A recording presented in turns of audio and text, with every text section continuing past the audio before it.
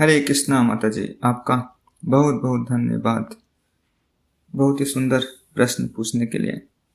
आपका प्रश्न है, यदि कोई जीव जैसे शेर बकरी का, सर्प मेढक का, पक्षी कीड़ों का शिकार कर रहे हैं तो मनुष्य को क्या करना चाहिए। कभी कभी हमें लगता है कि अगर ये जैसे सर्प मेढक को खा रहा है तो हमें लगता है कि मेरे सामने अगर खा रहा है, मैं अगर नहीं बचाऊंगा तो मैं भागीदार बनूंगा पाप का। लेकिन ऐसा नहीं है। यह फूड चेन है। प्रकृति में हर एक जीव का एक एक स्वभाव है और सबका अपना भोजन चक्र है। सर्प का भोजन मेढक है। अगर मान लीजिए आप मेढक को बचा तो लेंगे, मेढक बच गया, लेकिन सर्प तो भूखे मारा जाएगा, उसका भी दोष किसको लगेगा। तो एक को तो खुश कर रहे हो, एक को दुखी कर दे रहे हो। तो कहने का तात्पर्य, ये जो फूड चेन है इसमें हमें किसी को छेड़ना नहीं चाहिए। शेर अगर बकरी को खा रहा है तो छेड़ो मत, पक्षी कीड़ों को खा रहा है तो उसको छेड़ने की जरूरत नहीं है। वो प्राकृतिक है, भगवान ने ऐसी व्यवस्था बनाई है। भगवान की व्यवस्था में हमें टांग नहीं लड़ानी चाहिए। भगवान भगवद गीता के अध्याय 18 श्लोक संख्या 48 में बताते हैं, सहजम कर्म कौन्तेय सदोषमपि न त्यजेत सर्वारंभा हि दोषेण धूमेन अग्रिह इव आवृतः।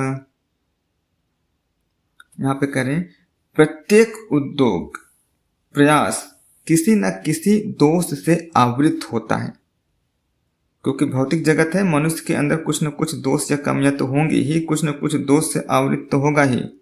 जिस प्रकार अग्नि धुएं से आवृत रहती है, अतएव हे कुंती पुत्र, मनुष्य को चाहिए कि स्वभाव से उत्पन्न कर्म को भले ही वह दोषपूर्ण क्यों ना हो, कभी त्यागना नहीं चाहिए।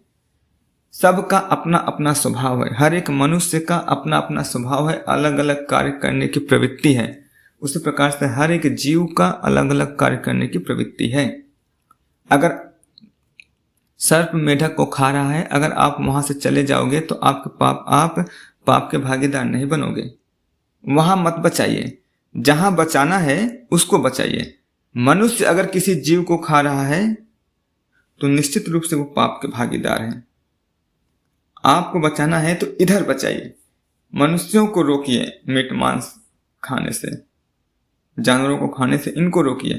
जानवर अगर खा रहे हैं तो उनको कोई पाप नहीं लगने वाला, लेकिन मनुष्य खा रहे हैं तो पाप लग रहा है। और आपके सामने कट करके खा रहे हैं तो आप भी पाप के भागीदार हो, क्योंकि आप सपोर्ट कर रहे हो। उसको समझाओ, समझाना चाहिए हमें, नहीं खाए, है कि नहीं। लेकिन ये दुर्भाग्य की बात है, हम मनुष्यों को तो रोक नहीं पाते। जो बेचारे निर्बल हैं लोग उसकी तरफ ध्यान देते हैं, इनको कैसे मैं बचाऊं।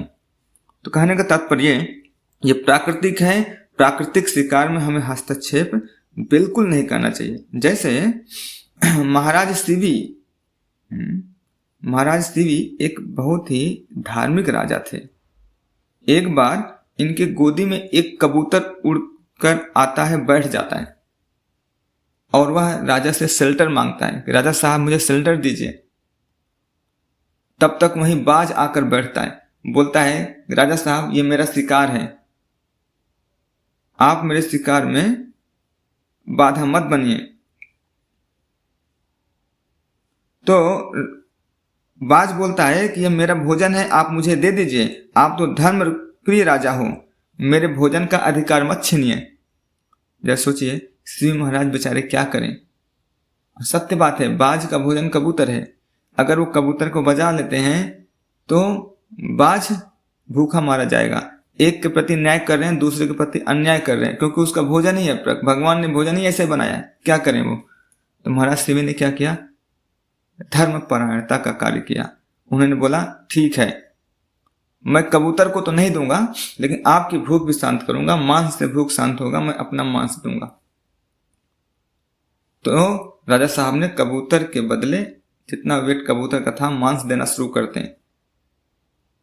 बाद में कबूतर के स्थान पर खुद को तौल कर देना पड़ता है। फिर बाद में पता चलता है कि ये परीक्षा लेने के लिए आए थे और परीक्षा में वो सफल हो गए। कहने का तात्पर्य ये धर्म परायणता है। हमें किसी जीव को जो कि नेचुरल है, प्राकृतिक है, हमें उनको हस्तक्षेप नहीं करना चाहिए, नहीं तो वो फिर हम उसके जिम्मेदार हो जाएंगे। किसके जिम्मेदार? प्रकृति में बैलेंस नहीं हो पाएगा। हमें प्राकृतिक व्यवस्था के अनुसार भगवान ने जो प्रकृति में चीज़ों को स्थापित किए हैं उसको हमें संतुलित करना है।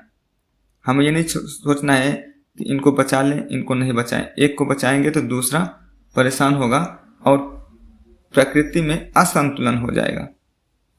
दूसरा मरेगा, एक को बचाओगे दूसरा मरेगा, प्रकृति में असंतुलन हो जाएगा। इसलिए हमें असंतुलन नहीं बनाना है। इस प्रकृति में हर एक छोटे से छोटे जीव, छोटे से छोटे कीड़े मकोड़े, सबका बहुत ही महत्वपूर्ण योगदान है प्रकृति को बैलेंस करने में। इसलिए हमें प्रकृति से छेड़छाड़ नहीं करना चाहिए, हमें केवल अपनी ड्यूटी करनी चाहिए। जैसे कोई पति पत्नी आपस में लड़ाई कर रहे हैं, बाहर के व्यक्ति काफी देर से देख रहा है, अरे क्या कर रहे हैं, उसको दया आ रही है उस मूर्ख को, और वहां पर आके उन दोनों के बीच समझाने बुझाने का प्रयास कर रहा है। तो जब वो समझाने बुझाने का प्रयास करेगा तो पति पत्नी, न तो पति को अच्छा लगेगा न तो पत्नी को अच्छा लगेगा। बाहर का व्यक्ति हमारे बीच में क्यों घुस आया? दोनों ही नाराज हो जाएंगे आपसे, उनका आपस में झगड़ा बंद हो जाएगा और आपसे ही झगड़ा मोल ले लेंगे, अरे तू होता कौन है मेरे बीच में आने वाला। समझ गए?